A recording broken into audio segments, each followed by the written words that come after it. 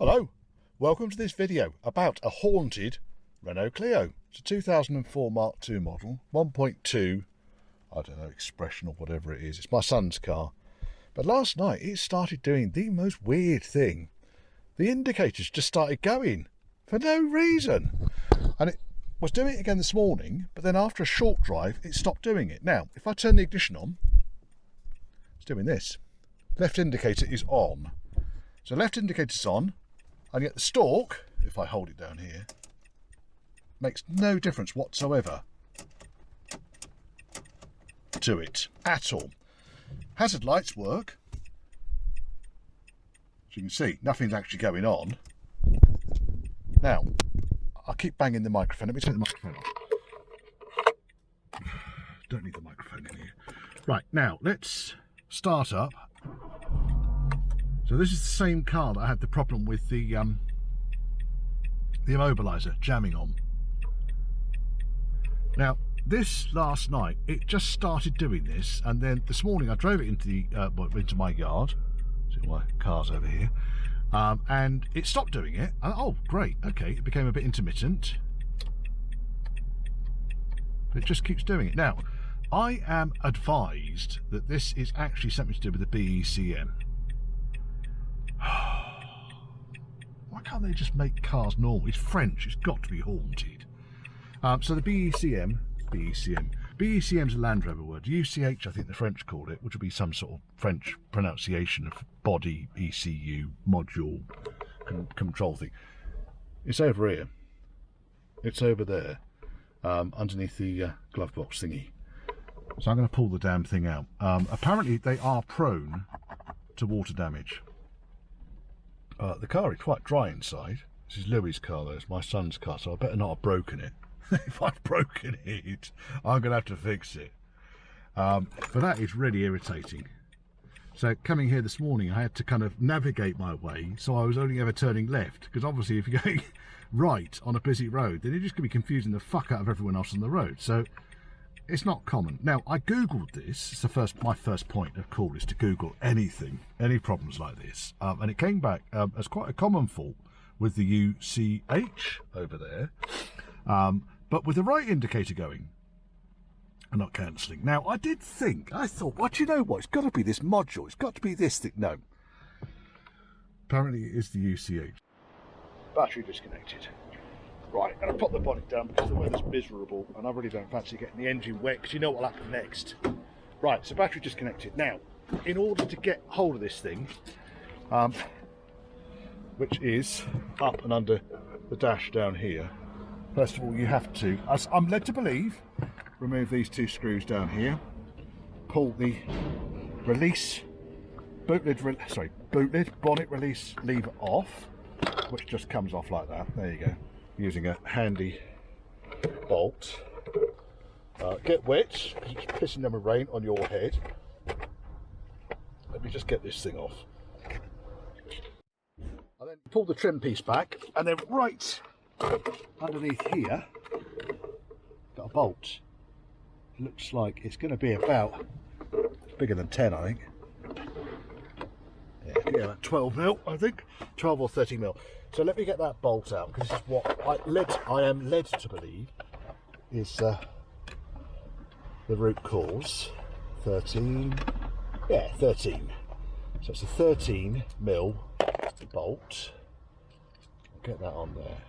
Just using my little Halford's 1/4 inch socket set here, because it's what I have got handy. Oh, nice and tight.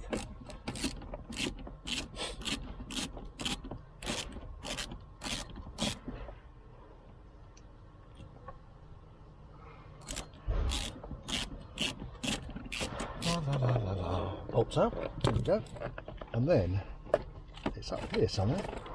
Right, now, there's lots of wiring and stuff up here. I really don't want to be lying on the floor, in all honesty. Is it that busted? No. I'm going to have to get under there and have a look. I shall come back to you in a second. Here it is. You're going to have to figure that out for yourselves, folks. Sorry about that. That's the one connector I couldn't figure out, and there's a button on there, and then you pull the lever backwards, I am guessing, Yes, that comes out.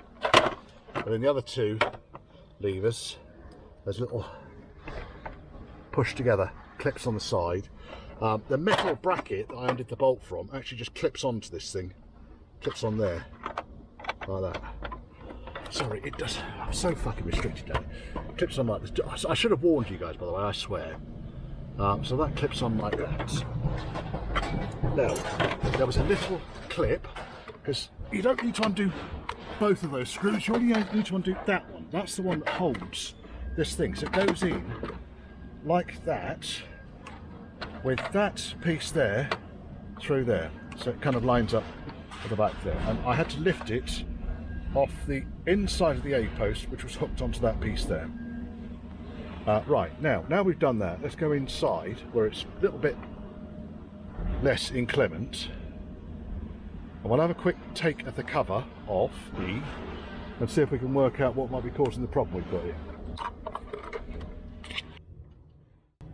Now in here somewhere, we're going to find a bloody great big PCB, which apparently on modern cars is needed to make the indicators work.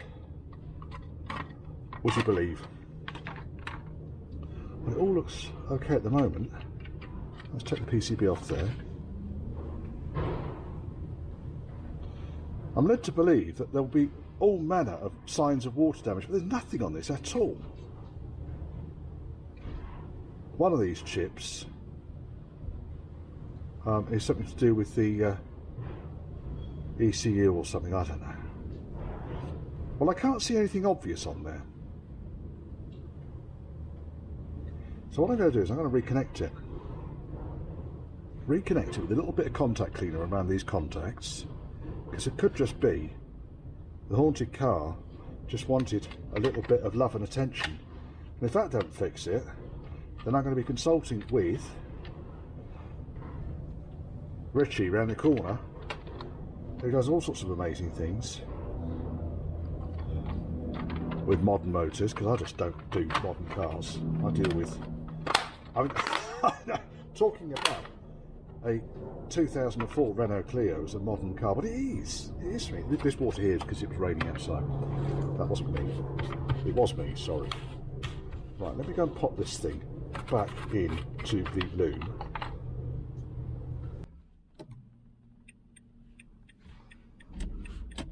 Now, something went click as I turned it on over here.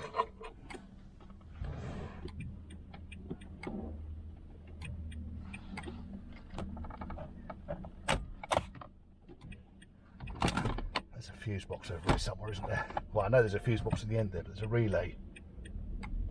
Is it this? No, it's not that. Right, I've just been looking through. This is obviously the layout of the fuse board on the inside of this cover thing, and the fuse board. To remind yourself, looks like that. The mixture of mini major fuses. So I thought, well, I'm going to take the indicator fuse out. At least I can fucking drive the car then. That's the indicator fuse there. Pulled it out. Fucking state of it. Do you think something's gone a bit high resistance in there? I'll give it a clean. I'll put it back in. It might fix it. Oh, there's another 15 amp fuse there. Look at that. That was pretty filthy as well. Oh, sake. They're all filthy. Let me go and get some contact cleaner. I'll give it a clean up and wedge it back in again. But now, neutral. We've got no hazards. We've got no indicators. The manual was telling me tyres 52, changing the fuses. Fuses in the manual says 522, 523. There's so little information in here. This manual for a 200-page book. You can tell it's not kind of a modern car because it doesn't tell you not to drink the brake fluid. Right, so direction indicators, hazard warning lights.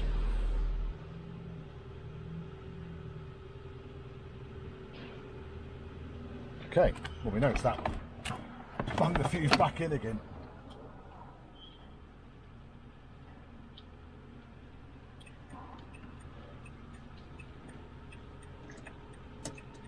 Yeah, as soon as I do that, the lights just come on. I think it's BECM. BECM. Stop fucking saying that, Richard.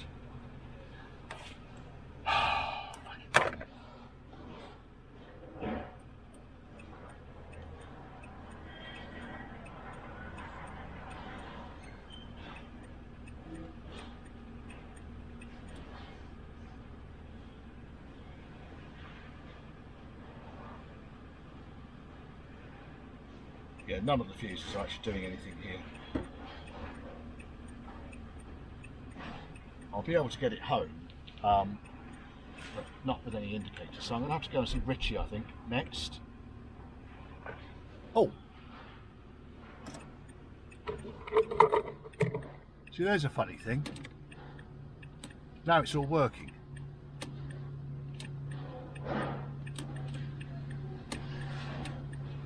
I'm going to get some contact cleaner in here. And then without doing anything at all, I sat on the seat and it started doing that again.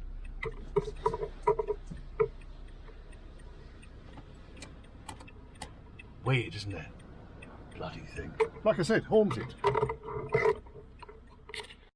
Right, just come back. I sent the UCH off to one of the guys on eBay who professes to be able to fix these things. Obviously we had two faults on this.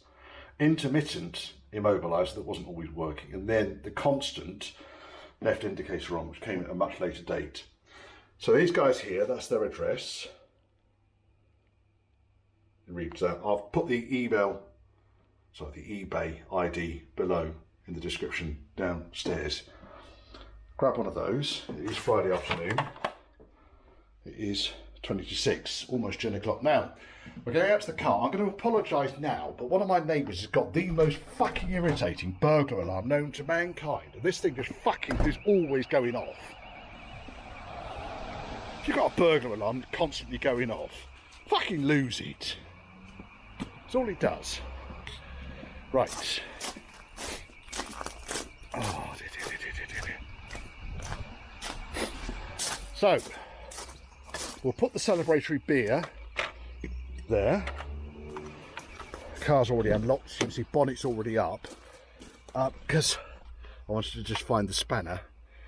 So I wasn't running around doing kind of my usual technique of, oh, I'm just going to go and find this tool and that tool and the other tool. So you can have a look from there. And all I'm going to do is connect up the three cables. You can't fuck these up. It's impossible to get them the wrong way round. One click. Two clicks. By the way, I sent this thing off on Wednesday and it came out by Friday. So that is outstandingly quick service. 3 clicks. Now let's go and connect up the battery.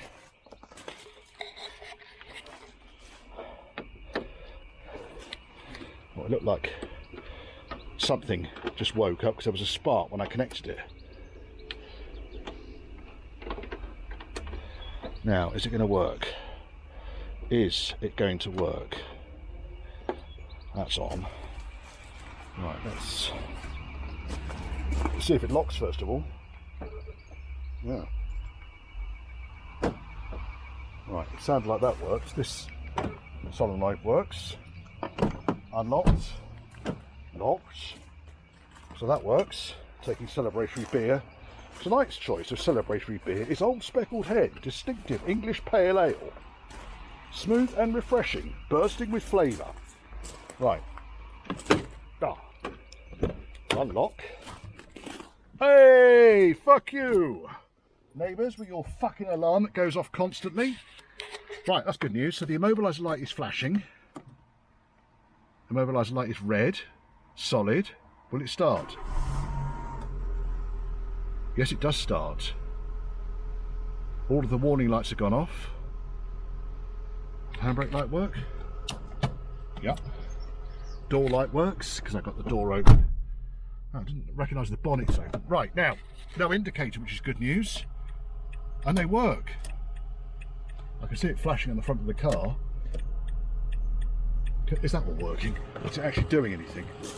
Oh my God! It's a long day. It really is. Yes, it is. Look. So that's two. That's the original fault fixed. Now, what else have we got? Horn. Yeah, it works. Full beam works. Headlights work. Full beam works. Wipers. Yay! This is all the functions of the UCH, you see. Anything that traditionally would have required a relay now requires rear wiper, the B-day. There's me. Dirty day in the office. There you go. Windows.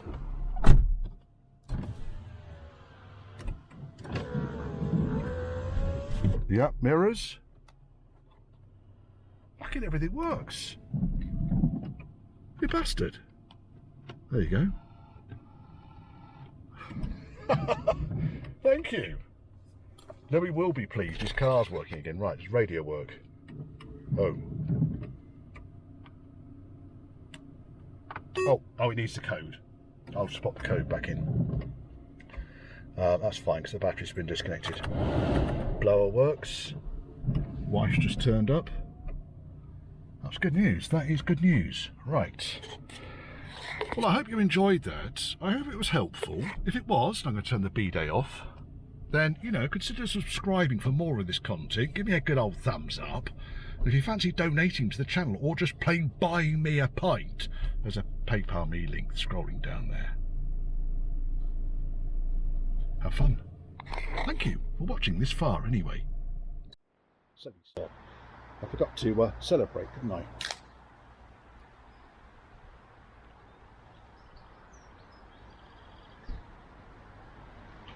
Don't drink and drive.